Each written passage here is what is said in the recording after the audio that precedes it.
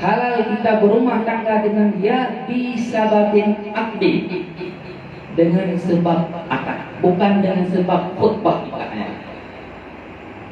Nah, nanti kalau ada penghulu ataupun KUA yang baca khutbah, itu jangan heran, itu adalah hukum bacanya sunat. Makanya disebutkan di dalam kitab yang lain, jin ataupun setan, iblis itu menggoda manusia di dua tempat. Yang pertama di saat nikah, yang kedua di saat sakratul maut. Kenapa?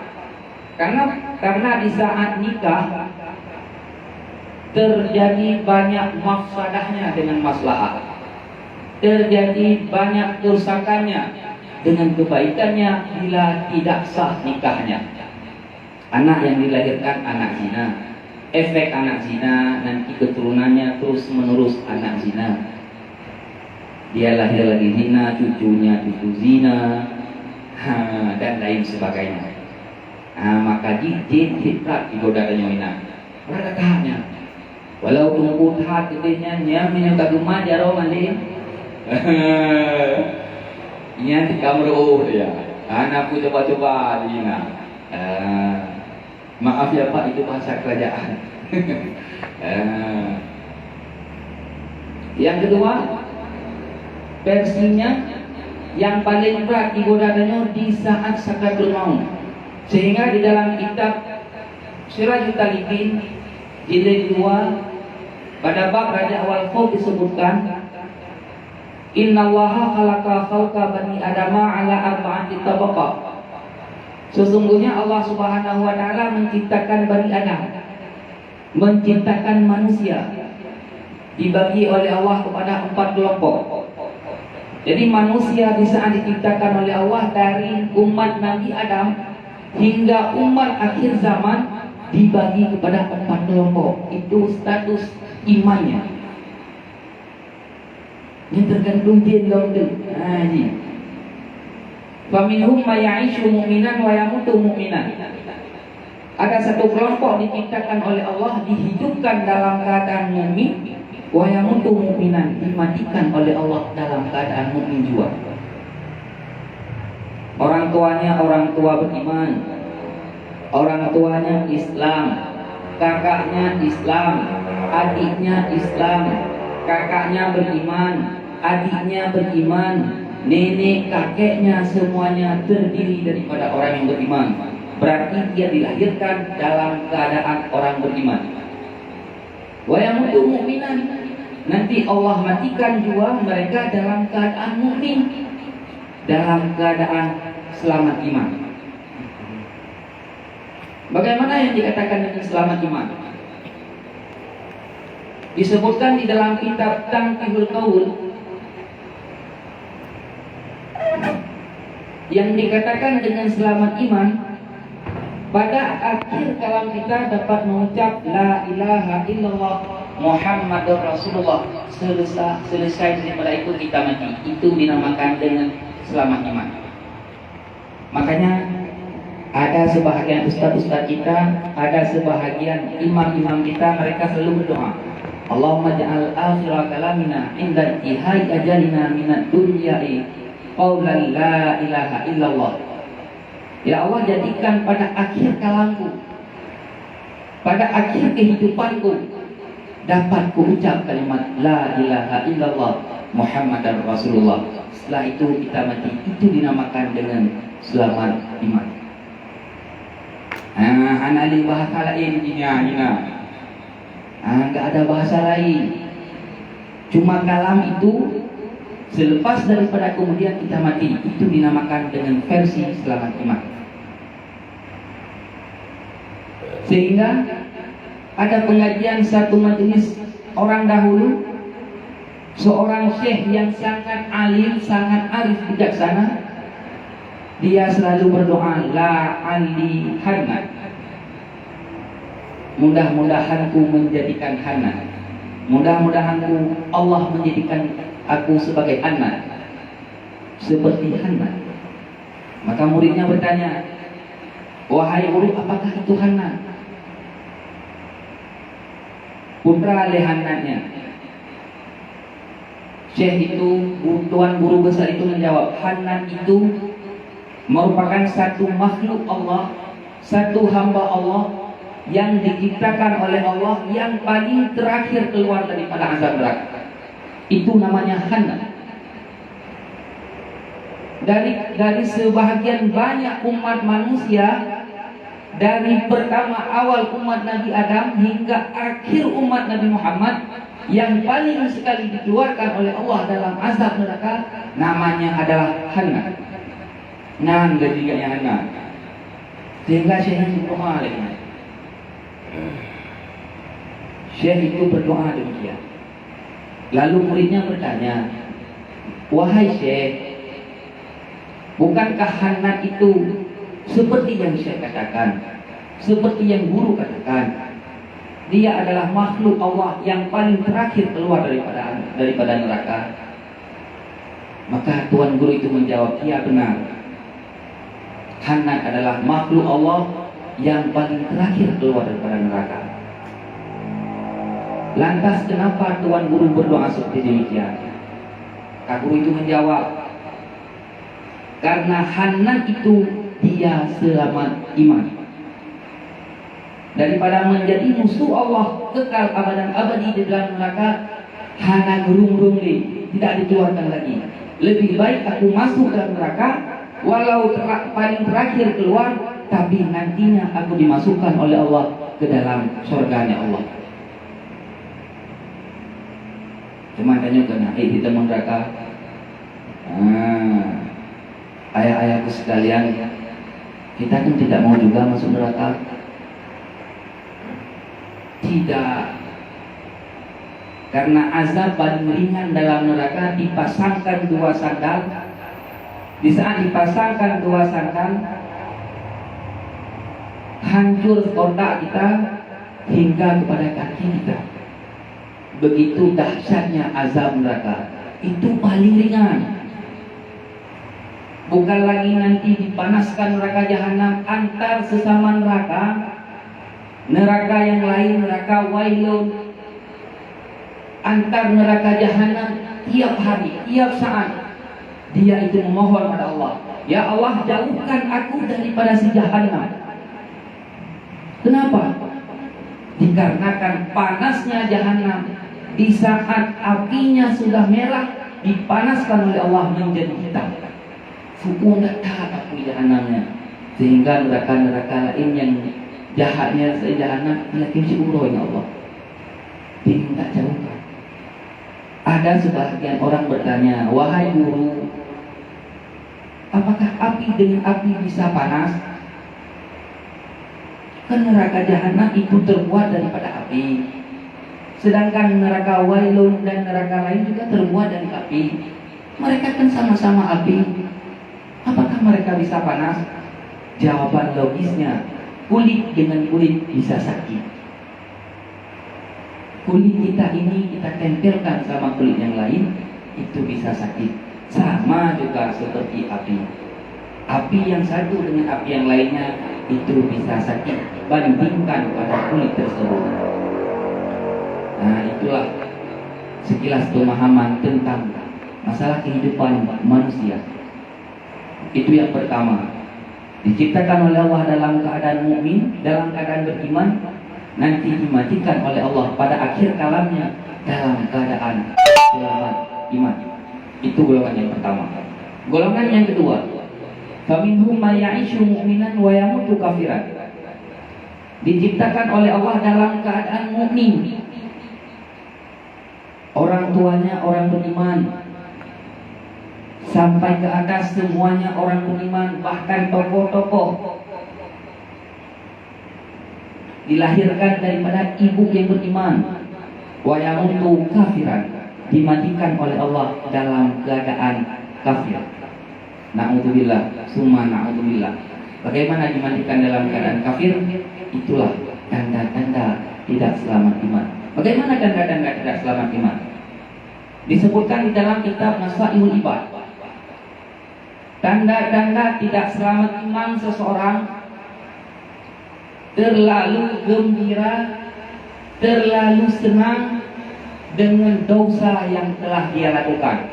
Cerita dalam orang lain, kita cerita sama orang lain bahwa saya bangga telah melakukan dosa, baik itu dosa besar ataupun itu dosa kecil. Itu disebutkan dalam kitab Nasail Iman, tanda-tanda tidak selamat iman. Bahayanya Yohana selamat iman hanya gerung dari Allah. Yang kelompok yang kedua yang diciptakan oleh Allah Subhanahu wa taala. Sedangkan kelompok yang ketiga yang diciptakan oleh Allah, faminhum may ya'ishu mu'minan, faminhum may ya'ishu kafiran wa yamutu mu'minan. Kelompok ketiga yang diciptakan oleh Allah, mereka dihidupkan dalam keadaan kafir. Mereka dihidupkan dalam keadaan non-muslim, tidak beriman kepada Allah.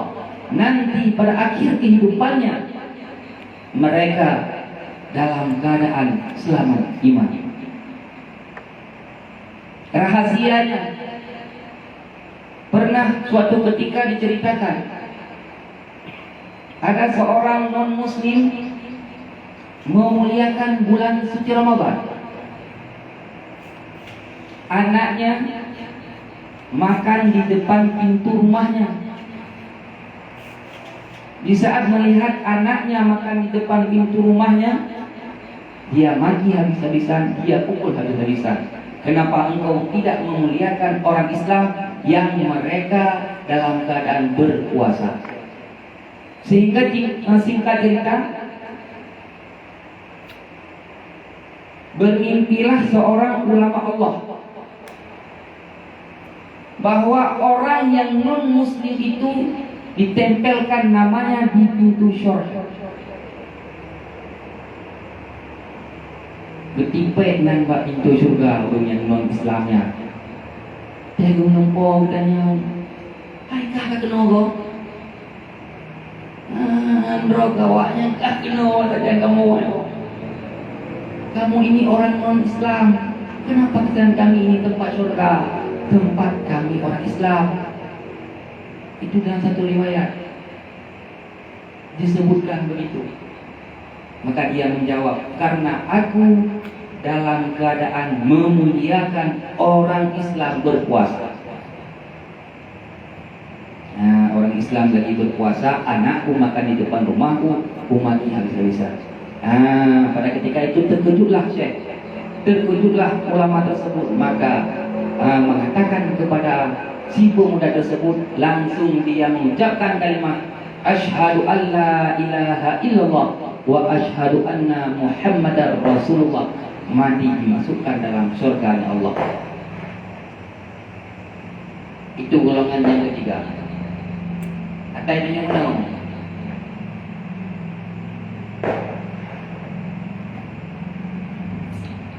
Di saat kita ucapkan mentalkinkan orang yang mati, disunatkan tidak tergesa-gesa dan diwajibkan tidak mengatakan katakan la ilaha illallah. Itu jangan.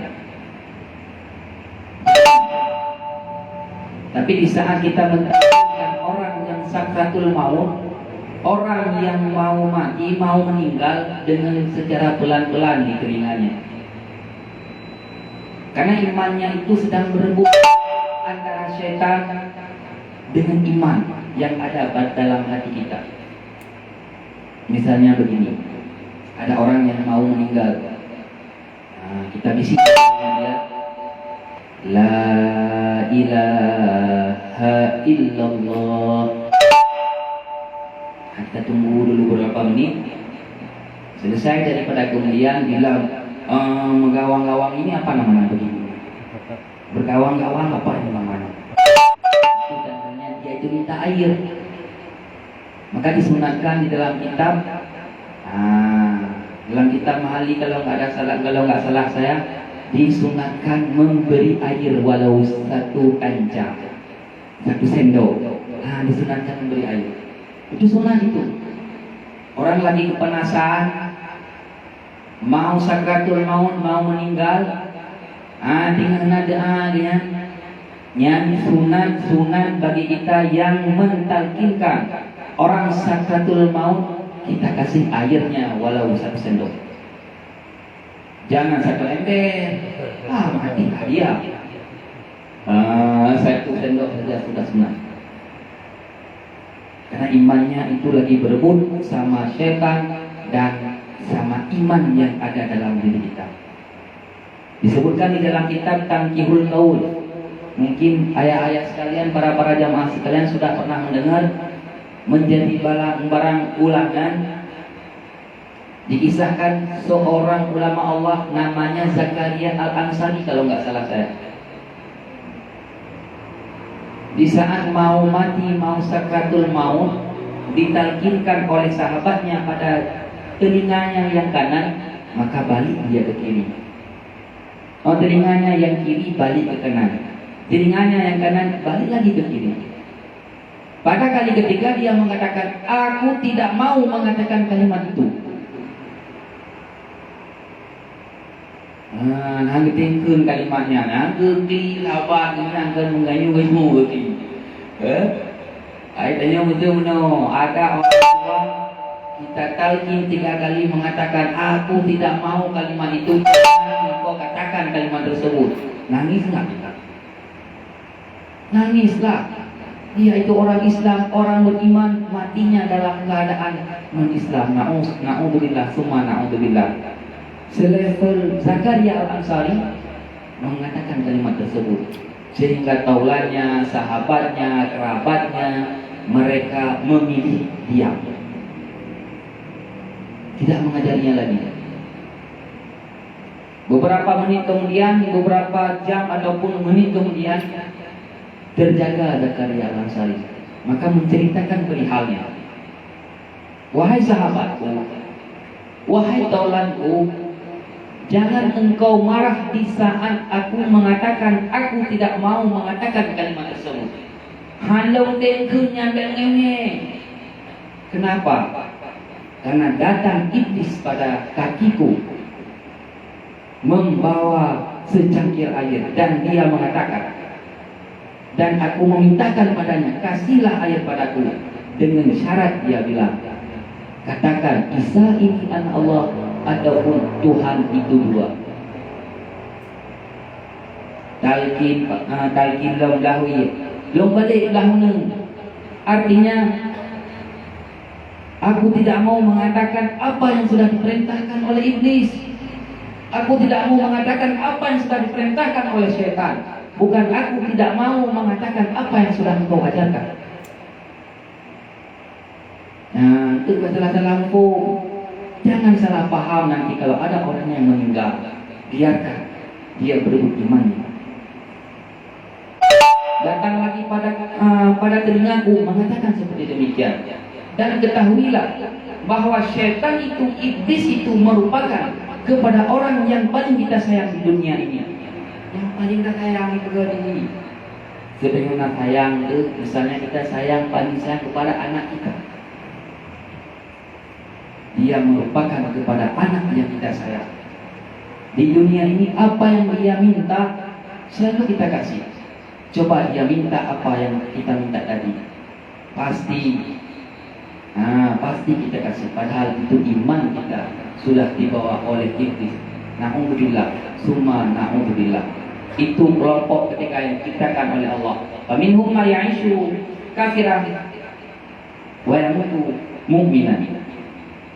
Kelompok yang keempat yang diciptakan oleh Allah Subhanahu wa taala, faminhum may ya'ishu kafiran wa yamutu kafiran. Diciptakan oleh Allah dalam keadaan non muslim, lahir dalam dunia ini dalam keadaan non muslim, wa yamutu kafiran. Nanti matinya dalam keadaan non muslim juga. Sapat sama Fir'aun, sapat sama Qarun dan lain sebagainya. Na'udzubillah, summa na'udzubillah. Itulah yang paling ditakutkan oleh para ulama-ulama Allah. Makanya di dalam kitab ini disebutkan rukun nikah, khutbah nikah, isinya adalah memindahkan hukum daripada yang halal kepada yang haram. Jangan sampai kita dijebak oleh iblis. Wa qala Nabi sallallahu alaihi wasallam an-nikahu sunnati Faman raghiba fi sunnati fahuwa minni wa man lam yarghib an sunnati falaysa minni. Kata Nabi sallallahu alaihi wasallam di dalam khutbah nikah, nikah itu adalah sunnahku. Faman raghiba fi sunnati, siapa saja yang gemar terhadap sunnahku, fahuwa minni, maka dia itu golongan daripadaku. Wa man lam yarghib an sunnati falaysa minni, maka siapa saja yang tidak gemar terhadap sunnahku, maka dia itu bukan golonganku. Maknanya bukan gemar nikah, bukan punya satu istri tambah satu lagi, bukan itu maknanya daripada hadis Nabi. Dek nyonyo bukan dengku, nikahnya sunnah lu, urang yang galak sunnah lu, ini bagian daripada Nabi. Ini tamah lah bangun tengok. Yang kemenang hukum ni. Mafhumnya adalah siapa saja yang gemar, yang mau menikah, tidak mau menjadi bujang selama-lama, itu adalah mengikuti sunnah Rasulullah SAW. Maka siapa saja yang tidak mau menikah selama-lamanya, maka dia itu bukan golongan daripada Nabi. Artinya sudah jauh daripada golongan Nabi. Dia itu tetap golongan Nabi, tapi sudah jauh daripada golongan Nabi. Makanya dikatakan di dalam hadis, seburuk-buruk mati kamu adalah bujang kamu, seburuk-buruk mati kamu adalah jomblo kamu. Kita tidak menikah, kita langsung mati. Artinya kita niatkan di dalam hati tidak mau menikah, mati kita itu dinamakan dengan seburuk-buruk kematian. Tapi kalau ada maksud kita mau menikah, duluan mati daripada menikah, itu tidak dinamakan dengan seburuk-buruk kematian. Sunnah khutbah nikah daripada mengakadkan nikah, yaitu alhamdulillahilladzi ja'ala nikaha wasilah bainal anam wa fadilan bainal halal wal haram, hingga akhirnya. Setelah itu maka mengatakan wali mempelai, aku nikahkan akan dikau Aisyah dengan jenamunya 10 tahil dirham tunai. Oh begini. Itu kan tadi khutbah nikah. Setelah membaca khutbah nikah, alhamdulillahilladzi ja'ala nikaha, hingga akhirnya wa nafsi bittaqwallah, hingga akhirnya langsung kita jabat tangan menantu kita, jalan menantu kita. Aku nikahkan akan dikau anak kandungku si Aisyah dengan maharnya 10 tahil dirham tunai. Tunai itu tidak ada kredit, cash dibayarnya. Setelah membaca rukun khutbah nikah tadi, langsung kita akad. Maka jawab mempelai itu, kabullah aku nikah dia dengan jenamu yang tersebut itu, dan ridhaku dengan dia. Adapun dalam bahasa kita, aku nikahkan akan anak kandungku bila seandainya itu putri kita. Aku nikahkan anak kandungku dengan maharnya 10 mayang emas tunai. Maka dijawab, aku terima nikah anak kandung bapak untukku dengan maharnya 10 mayang emas dibayar tunai. Dan antara ijab dan kabul wajib muwalat, wajib bersambung, tidak diperkenankan untuk putus. Menyebut punya nafkah. Antara ijab dan kabul, antaranya langsung menjawab, tidak dibenarkan terpisah. Misalnya, aku nikahkan anak kandungku si Aisyah dengan maharnya 10 mayang emas tunai. Si mempelai, ngopi-ngopi dulu, kan? Nah, relax dulu. Setelah itu baru dia jawab, itu tidak sah nikahnya, karena disyaratkan mualat langsung. Sama juga dengan perintah pada akad berniaga, akad jual beli. Nah, itu juga secara mualat tidak diperkenankan terpisah. Jawabnya tidak diperkenankan terpisah. Apabila dijawab terpisah, selang 5 menit kemudian, 10 menit kemudian, itu akadnya tidak sah. Di saat akadnya tidak sah, maka tidak melengkapi syarat dan rukun, maka nikahnya ataupun jual belinya hukumnya tidak sah. Nah, sampai di sini ada pertanyaan. Nanti bila bisa jawab, saya jawab. Kalau bila tidak bisa saya jawab, kita tindakan kepada guru kita.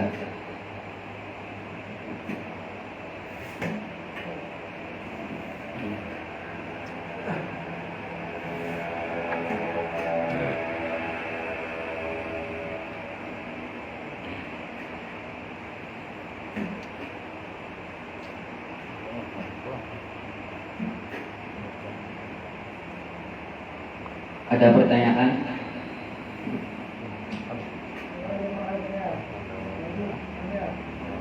Oh. Sudah pinter semua. Oh, kalau nggak ada, insya Allah kita padai sampai di sini dulu. Nah, nanti pertemuan selanjutnya akan dilanjutkan masalah pasal nikah itu tiada wajib disebutkan maharnya. Saya cuma mengiklankan dulu. Di saat kita akan nikah itu tidak mewajib menyebutkan maharnya. Saya nikahkan anak saya, anak kandungku kepadamu. Saya terima nikah anak kandung bapak kepada saya. Oke. Tidak menyebutkan mahar sebelum mahar manyang emas kalau ada ya. Nah, itu tidak wajib itu. Itu tapi hukumnya sunat. Dan dengan ada syarat-syaratnya tertentu. Itu sah hukumnya. Saya nikahkan anak kandungku kepadamu. Oke, diam. Saya terima nikah anak kandung bapak kepadaku. Itu sudah sah. Ya, itu pertemuan selanjutnya. Ada pertanyaan?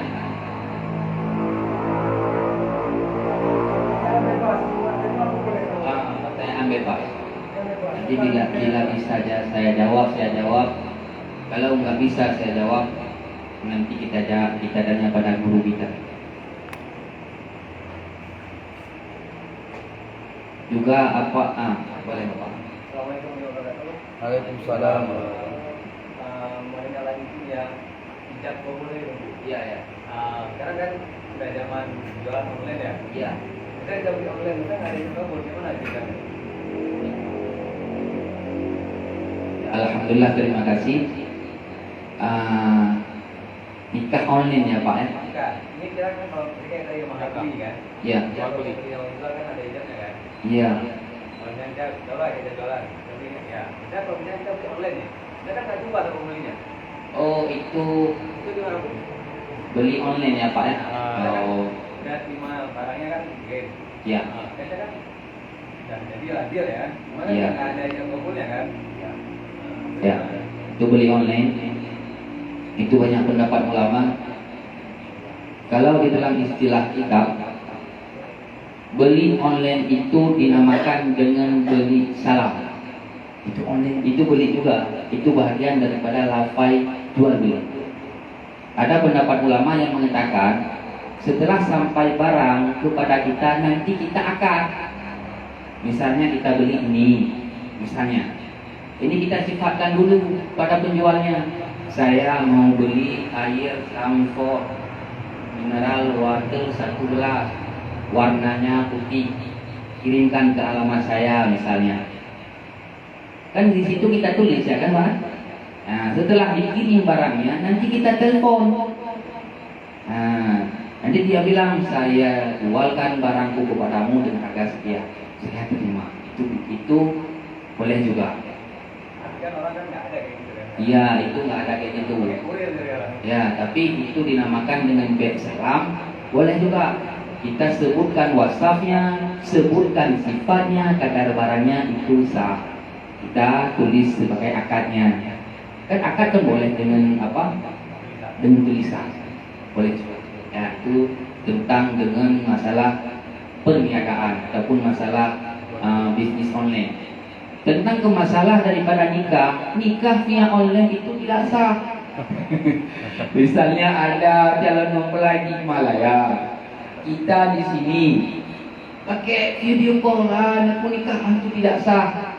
Karena syarat daripada sah nikah hadir mempelai, hadir wali, hadir saksi akad nikah dan calon suami ya. Kalau calon suami saya di sana, oh itu tidak sah.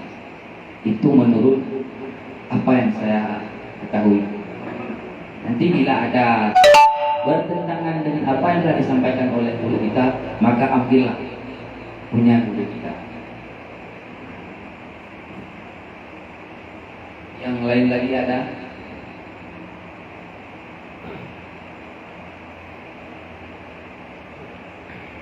Ada dong Bu, masalah perempuan perawan. Iya. Seandainya perawan kita udah nikah, habis nikah dia tidak di harta dia langsung dicarakan. Apa dia status dia janda atau masih gadis? Iya. Itu dua versi pendapat. Ada yang mengatakan itu kepada janda, ada dikatakan itu pendapat pikir. Karena pikir adalah apa namanya setubuh ya, watak dalam nikah yang sahih. Kalau dia watak dalam nikah yang sahih, itu namanya setelah itu dia cerai, itu namanya janda.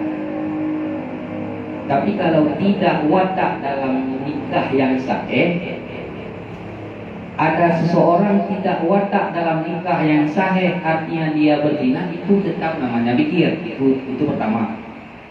Sedangkan dia setelah nikah tidak watak, diceraikan, ada pendapat yang mengatakan itu janda.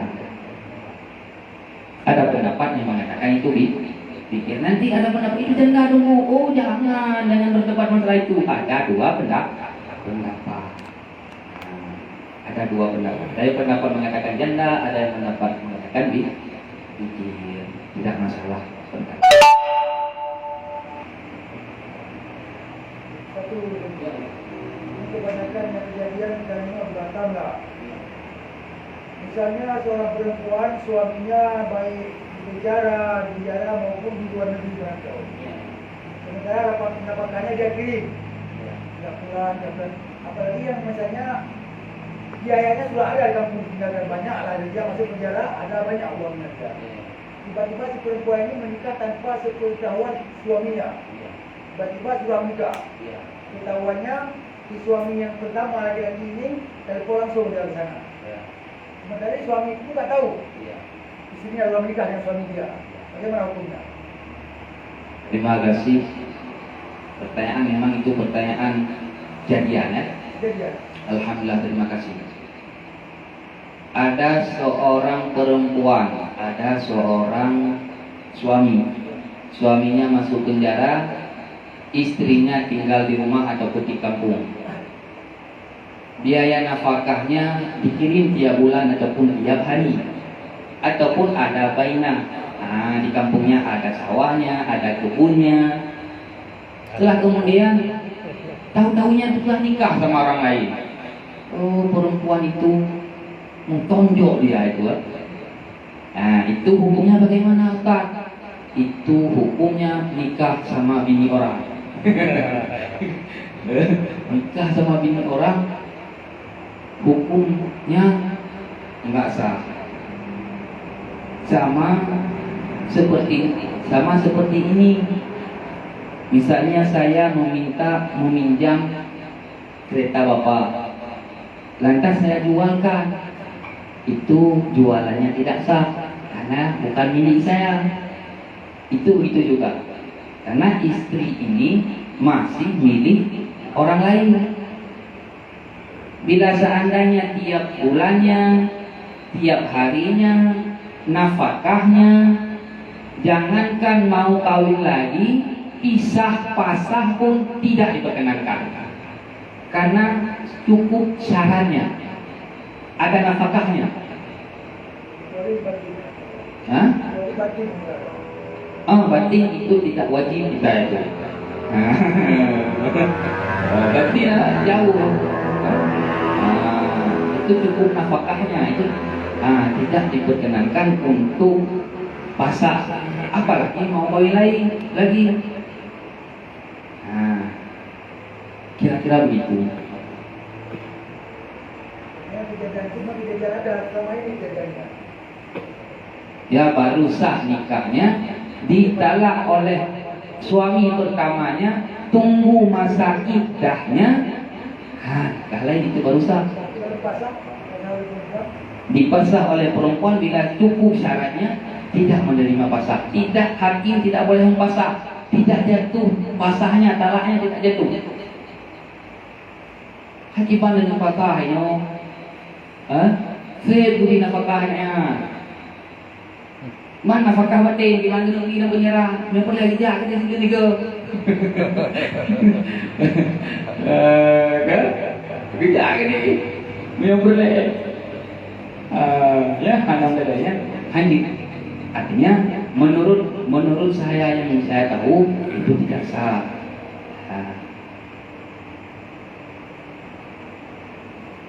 Kira-kira ada yang lain lagi?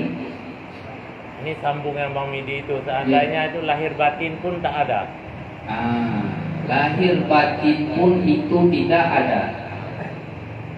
Perempuan cari nafkah sendiri, Ya. pergi ke sawah, pergi ke kebun, jualan sebagainya. Itu pertama sudah cukup syarat untuk pasah. Setelah pasah, tunggu masa iddahnya, baru boleh nikah. Itu masalah pasar. Nanti ada pembahasan talak nanti ke depan, insyaallah.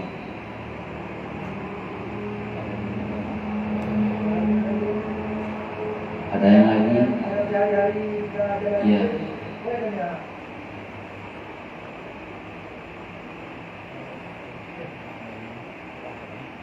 Alhamdulillah, masih ada lagi. Alhamdulillah ya.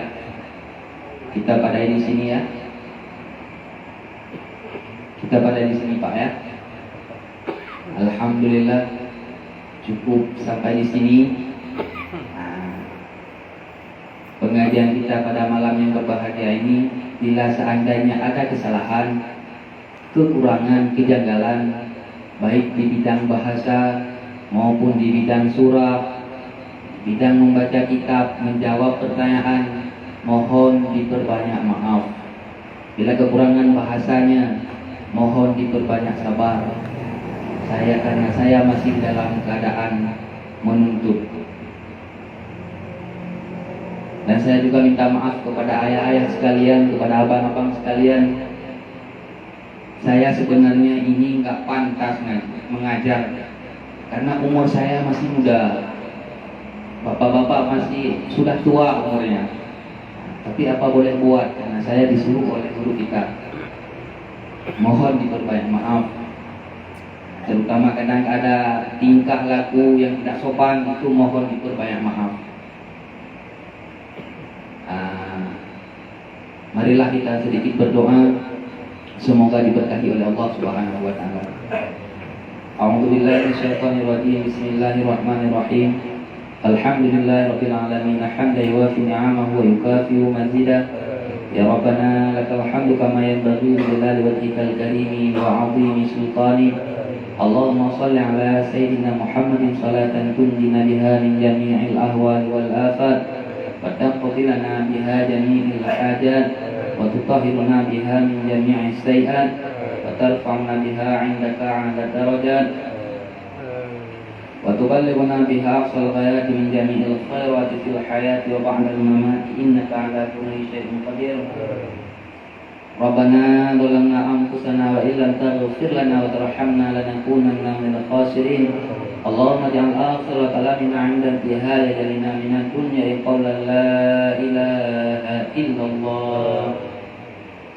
اللهم أنزل الرحمة وبركة والسلامة علينا خصوصا في هذه المجلس.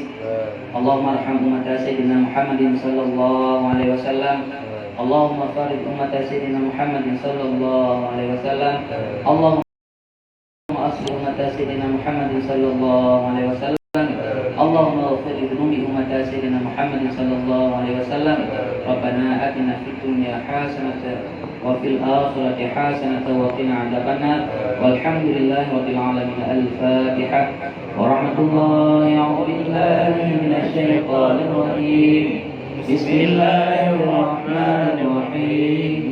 الحمد لله رب العالمين الرحمن الرحيم مالك يوم الدين إياك نعبد وإياك نستعين اهدنا الصراط المستقيم صراط الذين أنعمت عليهم غير المغضوب عليهم ولا الضالين. رب اغفر لي ولوالدي آمين. صلى الله على محمد صلى الله عليه وسلم. صلى الله على محمد صلى الله عليه وسلم. صلى الله على محمد. يا رب صل عليه وسلم.